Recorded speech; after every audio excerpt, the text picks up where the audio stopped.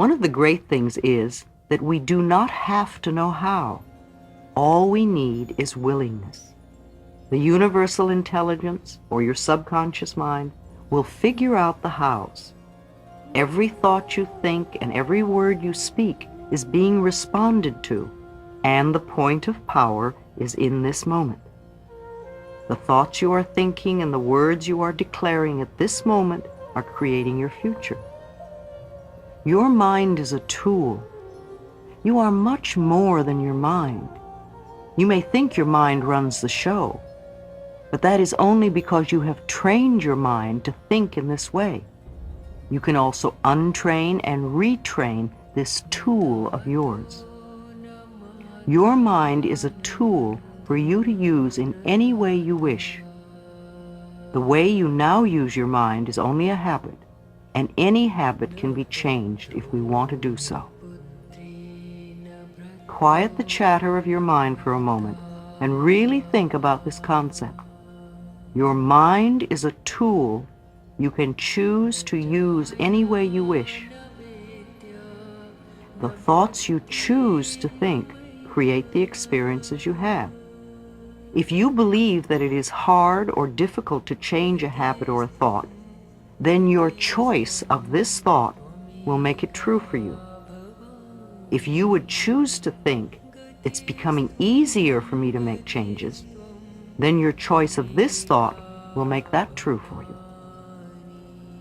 There is an incredible power and intelligence within you, constantly responding to your thoughts and your words. As you learn to control your mind by the conscious choice of thoughts, you align yourself with this power. Do not think your mind is in control. You are in control of your mind. You use your mind. You can stop thinking those old thoughts. When your old thinking tries to come back, saying it's so hard to change, take mental control.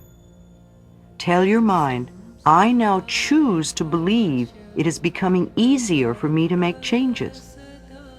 You may have this conversation with your mind several times before it will acknowledge that you are in control and that what you say goes.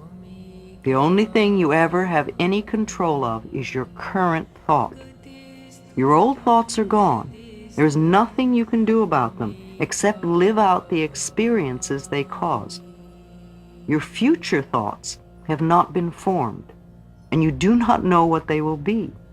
Your current thought, the one you're thinking right now, is totally under your control.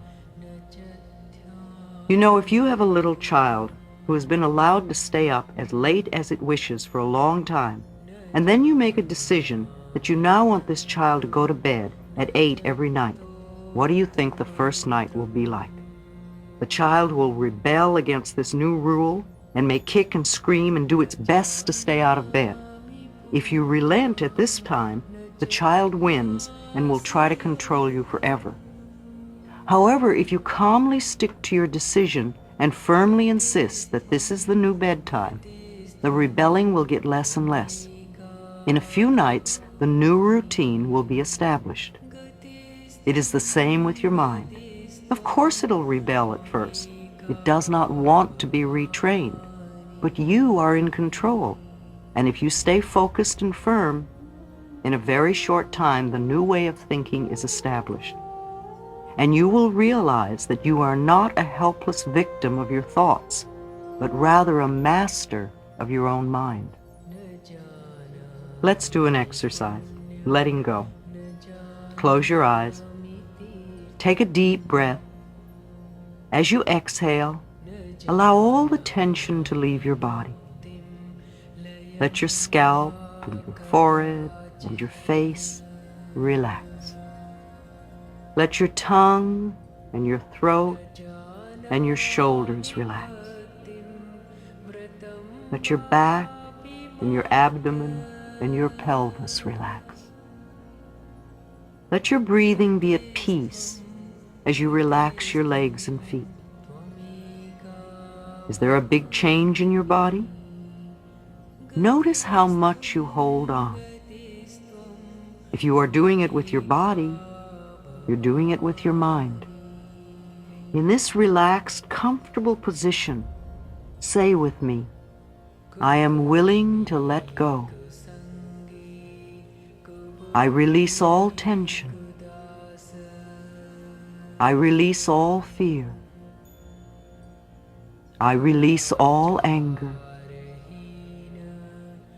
I release all guilt. I release all sadness. I let go of all old limitations. I let go and I am at peace. I am at peace with myself. I am at peace with the process of life. I am safe. Repeat this exercise several times. Feel the ease of letting go. Repeat it whenever you feel thoughts of difficulty coming up. It takes practice for the routine to become a part of you. Chapter 7, How to Change. I cross bridges with joy and with ease. I love how-tos. All the theory in the world is useless unless we know how to apply it and make a change. I have always been a very pragmatic, practical person with a great need to know how to do things. The principles we will be working with at this time are nurturing the willingness to let go, controlling the mind, learning how forgiveness of self and others releases us, releasing the need. Sometimes when we try to release a pattern, the whole situation seems to get worse for a while. This is not a bad thing. It is a sign that the situation is beginning to move. Our affirmations are working and we need to keep going. Example, we are working on increasing prosperity and we lose our wallet. We are working on improving our relationships and we have a fight. We're working on becoming healthy and we catch a cold. We're working on expressing our creative talents and abilities and we get fired. Sometimes the problem moves in a different direction and we begin to see and understand more. For example, let's assume you are trying to give up smoking and you are saying, I am willing to release the need for cigarettes. And as you continue to do this, you notice your relationships are becoming more uncomfortable. Don't despair. This is a sign of the process working. You might ask yourself a series of questions like, am I willing to give up uncomfortable relationships? Were my cigarettes creating a smoke screen so I wouldn't see how uncomfortable these relationships are? Why am I creating these relationships? You notice that the cigarettes are only a symptom and not a cause. Now you are developing insight and understanding that will set you free. You begin to say, I am willing to release the need for uncomfortable relationships. Then you notice the reason you're so uncomfortable is that other people always seem to be criticizing you. Being aware that we always create all of our experiences, you now begin to say, I am willing to release the need to be criticized. You then think about criticism, and you realize that as a child, you received a lot of criticism. And that little kid inside of you only feels at home when it's being criticized. Your way of hiding from this had become creating a smokescreen. Perhaps you see the next step as affirming, I am willing to forgive. And as you continue to do your affirmations, you may find that cigarettes no longer attract you, and the people in your life no longer criticize you. Then you know you have released your need. This usually takes a little while to work out. If you are gently persistent and are willing to give yourself a few quiet moments each day to reflect on your process of change, you will get the answers. The intelligence within you is the same intelligence that created this entire planet. Trust your inner guidance to reveal to you whatever it is you need to know. In a workshop situation, I would have you do the following exercise with a partner. However, you can do it equally as well using a big mirror.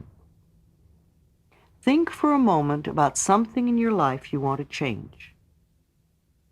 At the mirror, look into your eyes and say aloud, "I now realize that I have created this condition, and I am now willing to release the pattern in my consciousness that is responsible for this condition."